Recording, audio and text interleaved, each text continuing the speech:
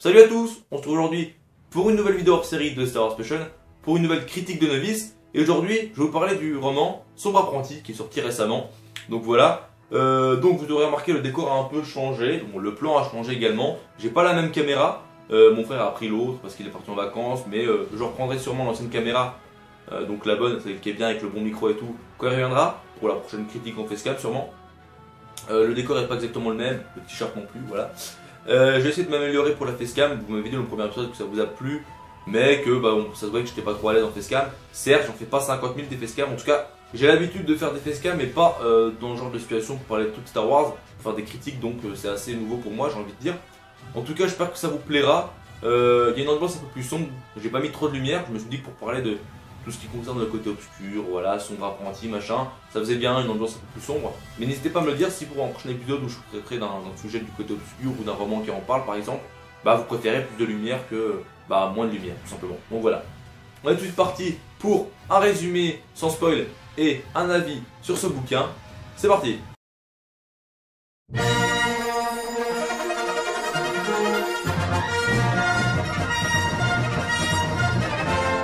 Alors, il faut déjà savoir que Sombre Apprenti a été écrit par Christie Golden, comme vous le voyez, hein, c'est marqué juste là. Christie Golden, déjà, c'est qui? Très rapidement, c'est une romancière de science-fiction, de fantastique, d'horreur, qui a notamment contribué à la série Le Destin des Jedi. Il faut également savoir que ce livre est inspiré de 8 scripts d'épisodes de la saison 6 de The Clone Wars. Si vous avez regardé The Clone Wars jusqu'au bout, comme moi, vous savez bien que The Clone Wars, la saison 6 s'arrête au bout de l'épisode 13, au lieu de 20-22 épisodes comme les autres saisons. Et donc du coup, ce roman s'inspire de 8 épisodes qui auraient dû sortir, donc les derniers épisodes de la saison 6, mais qui ne sont pas sortis tout simplement.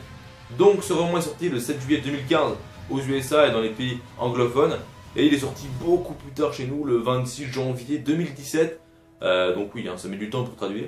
Moi j'ai déjà fini depuis une semaine, hein, mais bon, le temps d'écrire, de préparer les vidéos, machin, voilà. Je sors cette vidéo seulement maintenant, si j'ose dire seulement. Et donc j'espère qu'elle vous plaira. Et on est tout de suite parti maintenant pour le résumé sans spoil.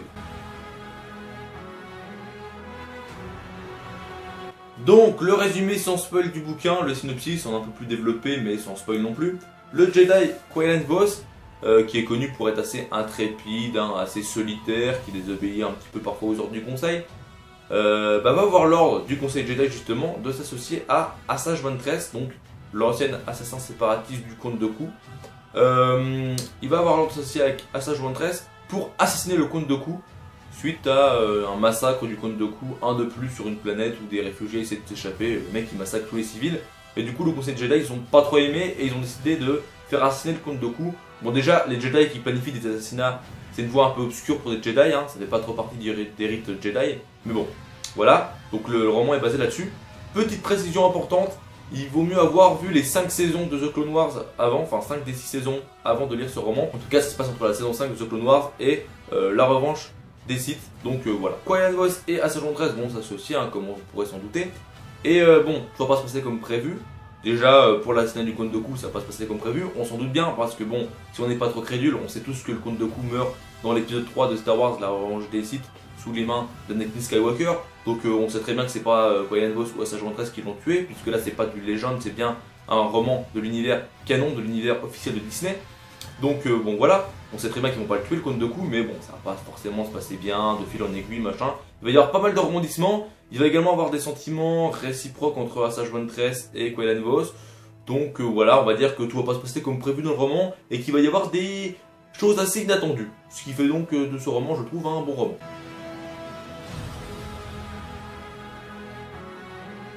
Je vais maintenant vous parler de mon avis sur ce roman. Alors maintenant il va y avoir du spoil. Donc je vous conseille, si vous n'avez pas lu le livre, d'arrêter la vidéo maintenant et de revenir dans un mois, une semaine quand vous l'aurez lu, j'en sais rien. Donc voilà, on va tout de suite commencer avec mon avis qui est, je dirais pas mitigé, je m'attendais quand même à un truc de ouf, parce qu'il a été très bien noté, notamment sur Star Wars Universe, sur les sites que j'avais regardé avant de l'acheter. Je trouve qu'il est très bien, mais il m'a pas déçu, mais à un certain point, je l'ai trouvé un petit peu en dessous. Ma note reste quand même très bonne, je vous la donnerai à la fin. Déjà, premier point important, la vitesse à laquelle tout se déroule. J'ai trouvé que tout se passait très vite. Moi, je m'attendais à une histoire où, au bout de 350 pages sur 400, parce que oui, il fait 410 pages, j'ai oublié de le dire, Je m'attendais qu'au bout de 300, 350 pages, ils commencent à avoir des sentiments ou que ça allait être à ce moment-là qu'ils allaient attaquer le Count Dooku. Mais non, au bout de 200 pages, ils commencent déjà à attaquer le Count Dooku, il y a déjà un affrontement. D'ailleurs, c'est le seul vrai affrontement contre le Count Dooku en duo du livre, hein, d'ailleurs. Mais tout s'est passé très très vite, je trouve, dans ce livre, tout va très très vite, quoi. Genre, Qui-Gon il arrive, allez, bonjour Ventress, allez hop, ils deviennent partenaires en, je sais pas, en 2 pages. Ils sont partenaires, bon, allez, chronologiquement dans le livre, ils sont ensemble depuis déjà 1 mois et demi en tant que partenaire, en tant que chasseur de primes. Après, il lui révèle qu'il est Jedi, et ils commencent à s'aimer, ils commencent à faire des bisous machin. J'ai trouvé que ça se passait super vite. Et bon, après, j'ai bien aimé quand même, mais je m'attendais pas que ça se passe aussi vite, donc déjà, ça m'a pas mal surpris. Et au début, un petit peu déçu, un petit peu disappointed, tu vois. Et non, finalement, ça me convient bien, je trouve que ça va vite, mais vu qu'il y a beaucoup de rebondissements, beaucoup d'actions, bon, ça va. Même si je trouve que ça passe assez vite sur certaines choses. Deuxième point, on a droit à pas mal de détails sur les personnages. Je trouve que Qui-Gon et Ventress sont bien développés. On voit une Ventress méconnaissable. Je connaissais pas Ventress comme ça, avec des sentiments comme ça, machin. Après, ça reste quand même une humaine, enfin une dathomirienne si j'ose dire, mais voilà. Elle a quand même des sentiments, hein, c'est une créature vivante, mais bon, voilà, comme moi je connaissais la Ventress super badass et tout, que j'appréciais pas non plus des masses. Mais voilà, qui était là, qui combattait avec ses 2 sabres laser, qui avait aucun sentiment machin. Et là, je suis complètement méconnaissable. Et pareil, un Qui-Gon qui est également assez méconnaissable, parce que je pensais pas que, connaissant Qui-Gon, tu vois, je le voyais un peu, le mec un peu en mode balèque, tu vois. Genre il est tout seul, il fait sa vie et tout. Le mec est devenu amoureux super vite, quoi. Donc je trouve que, voilà, il s'attache un peu vite. Je trouve que c'est un peu un point négatif. Mais d'un autre côté, les sentiments entre les 2 personnages, les détails, la façon de voir ce que chacun pense, c'est bien développé et moi j'ai bien kiffé, donc je dirais que c'est un plus pour un moins, la façon dont ça va vite. Mais d'un autre côté, c'est bien développé, c'est bien expliqué, c'est stylé, donc pourquoi pas. Alors, point très important pour moi et très positif, c'est que l'histoire elle est prenante, je la trouve passionnante. Il n'y a pas un instant dans le roman où je me suis ennuyé, il n'y a pas un instant où je me suis dit oh, j'ai envie que ça se termine. Comme la trilogie Han Solo, dont je vous ai fait la critique la dernière fois d'ailleurs. J'ai trouvé l'histoire aussi intéressante, vraiment j'ai trouvé ça passionnant, il y a plein de rebondissements qui se passent. Tu t'ennuies pas, il y a plein d'actions, donc voilà, ça c'est un gros point positif pour moi. Autre point positif pour moi, je pensais que ça allait être vraiment centré que sur Qui-Gon et sur Asajj, mais en fait, on voit pas mal d'autres Jedi, on est dans la peau d'autres Jedi, on voit notamment Obi-Wan, Dash qui est un ami de Qui-Gon, Anakin, le Conseil Jedi, voilà, on voit pas mal d'autres Jedi, et donc c'est assez sympa, j'ai bien kiffé, franchement, surtout que moi Obi-Wan c'est mon Jedi, mon personnage de Star Wars préféré. Donc voilà, j'ai bien kiffé qu'on soit un peu dans la peau de Obi-Wan et d'Anakin, de les voir un petit peu partir en mission A4, etc. Vraiment, le bouquin, il est assez surprenant, parce que je m'attendais que ce soit exclusivement centré sur 2 personnages, et en fait, c'est centré sur les 2 personnages-là, bien évidemment. Mais il y a quand même pas mal de petites histoires, de moments où on passe sur d'autres Jedi, où on passe sur le Count Dooku, enfin voilà. C'est vraiment sympa, et comme j'ai dit, il y a beaucoup de rebondissements, l'histoire est vraiment passionnante. Moi, je pensais que c'était une histoire, je vais pas dire monotone, mais qui traînerait beaucoup plus. En fait, au bout de 200 pages, c'est plié, hein, l'histoire entre Asajj et Qui-Gon, tout est déjà fait. Après, tout le reste, c'est des rebondissements de ouf que tu t'étends pas du tout. Même si c'est un cercle surprenant vis-à-vis des 2 personnages, notamment pour l'univers légende, notamment du Qui-Gon de l'univers légende.